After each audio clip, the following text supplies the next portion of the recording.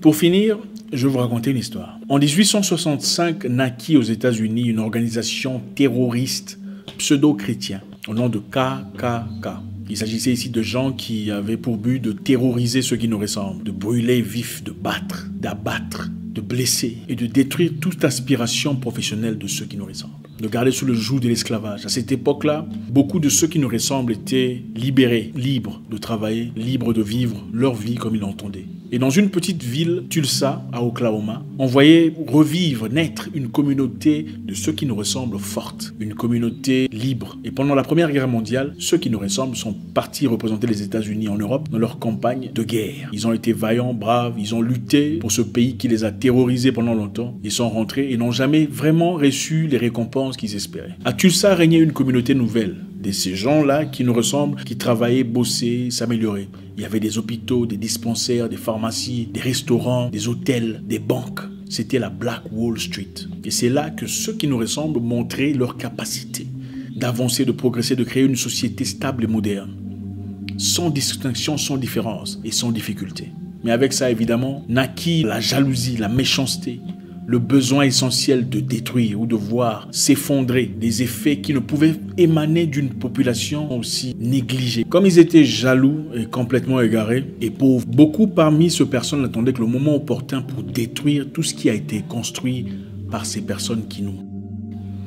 C'était de la jalousie, la méchanceté. Ils ne pouvaient pas grandir ni progresser, en tout cas pas au-delà de ce qu'eux étaient capables de faire. Alors un beau matin, un jeune garçon, Dick Rowland, c'était un cireur, hein, vous connaissez les cireurs de chaussures. Il partait aux toilettes. Et dans cet immeuble, les toilettes se trouvaient au premier niveau. Il fallait donc monter, il fallait donc prendre l'ascenseur. Arrivé aux toilettes, à son retour, il trouva dans l'ascenseur une jeune demoiselle caucasienne. Arrivé au rez-de-chaussée, la jeune fille commença à courir, à crier « Au secours, au secours, il m'a... » Vous connaissez exactement comment ça se passe. On a poursuivi le garçon effrayé. On l'a arrêté. À son arrêt, le journal a écrit directement « On a arrêté un mec qui s'est forcé sur une fille sans procès, sans distinction, sans quoi que ce soit. » Directement. Et ceux-là se sont préparés. On a écrit « Ce soir, nous allons détruire tout ce qu'ils ont construit. » Et ils sont descendus dans les rues de la Black Wall Street. Ils ont commencé par bombarder avec des avions, une douzaine d'avions de guerre. C'était venu d'où? Douzaine d'avions de guerre? Une douzaine d'avions de guerre a bombardé la Wall Street. Les hôpitaux, les dispensaires, les pharmacies, les restaurants, les casinos, les shops, les boutiques. Tout ce qui a été construit, les immeubles, les locations étaient brûlées en feu. Et on a massacré toutes ces personnes avec des mitrailleuses. Pas arme pour personnel, mitrailleuse c'est une arme de guerre. Où est-ce qu'ils ont eu ça? Et la Wall Street était par terre.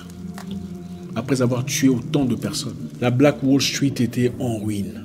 Un rêve, des idées construites depuis des années, 400 ans de travail pour une communauté brisée depuis ses profondeurs, qui ne sait qu'à se retrouver, à trouver un moyen de survivre dans une société aussi difficile. Tous leurs rêves étaient partis, envolés. Les lignes de téléphone étaient coupées, le télégramme était coupé pour empêcher toute communication avec le monde extérieur, donc pour massacrer comme il se devait. Et curieusement, il y avait des camions qui partaient dans chaque maison avant d'être brûlés pour piller. Pour piller les chaises, piller les fauteuils, piller les lits, piller les frigos. Oui, oui, piller les machines dans les entreprises, piller tout ce qu'il y avait à piller. Et ensuite brûler. Mais bon, aujourd'hui, on donne l'impression que c'est seulement un groupe de personnes qui pillent. On a pillé des bijoux, des magasins, des boutiques. On a tout pillé, tout dévalisé, ravagé. Ils ont bombardé une église, la grande église construite par cette communauté pour se réunir, se recueillir, a été brûlée, mise à terre. Elle était tellement belle, tellement bien construite qu'il fallait nécessairement la détruire. Chaque homme parmi ceux qui nous ressemblent ce jour-là était soit mort, blessé, arrêté ou confiné de force. Des jeunes garçons de 15 ans et 16 ans avaient des mitrailleuses pour éliminer cette communauté de la Black Wall Street. Sans remords. Après avoir tout détruit, pendant que tout le monde était détenu, emprisonné ou confiné de force, on a obligé une carte. D'accord, il fallait avoir une carte signée par un blanc pour autoriser à chaque personne de couleur de sortir ou de vaquer à quelconque occupation. Il fallait qu'un blanc signe, disons, ah d'accord, il travaille pour moi, pour qu'il sorte. Sinon, vous restez confiné, emprisonné. Ils ont voté une loi. Ils ont voté une loi exigeant à ce que toute personne voulant reconstruise sur des normes anti-inflammatoire. Je ne sais pas comment vous appelez ça chez vous en France. C'est-à-dire construire avec des matériels qui ne brûlent pas. Et c'était extrêmement cher, inaccessible à ces personnes à cette époque-là. On a fait ça exprès pour garder la Wall Street par terre. Il n'y a rien de nouveau sur terre, mes frères. Je pense qu'il est important de parler du passé. Parce que beaucoup de gens vivent encore dans un monde de rêve. Ah, la mondiale. Avant de vous mondialiser, il faut vous connaître, vous personnaliser. Tu ne peux pas mondialiser le monde avant de personnaliser ta vie. D'abord, savoir ce que tu représentes. Où est-ce que tu es? Tu es arrivé là comment?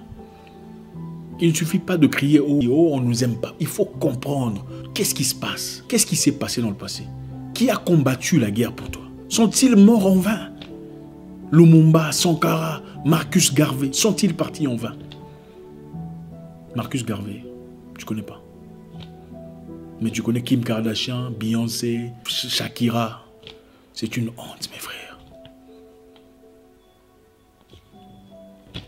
Il n'y a rien de nouveau sur Terre, mais il faut comprendre le combat dans lequel nous sommes. Ceux qui luttent aux États-Unis aujourd'hui le font pour des causes bonnes. Mais il y a des gens qui brûlent les rues pour donner une justification de force afin que le gouvernement vienne. Ceux qui brûlent les rues aux États-Unis aujourd'hui ne font pas partie des communautés qui veulent le bien de notre communauté. Ils sont là pour faire voir au monde. Voilà, regardez comment. Ils ne peuvent pas lutter en paix.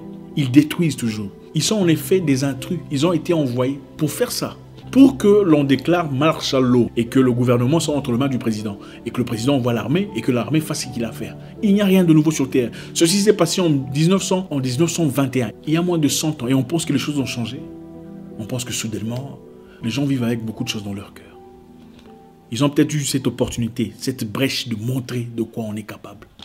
Tous ce qui ne ressemble pas ne sont pas méchants. Mais penser qu'ils sont aussi tous bons serait aussi stupide que penser son contraire. Merci infiniment. Merci encore infiniment pour ce moment d'intimité. Ça fait plaisir. Il faut se connaître. Il faut se découvrir. Nous ne nous connaissons pas.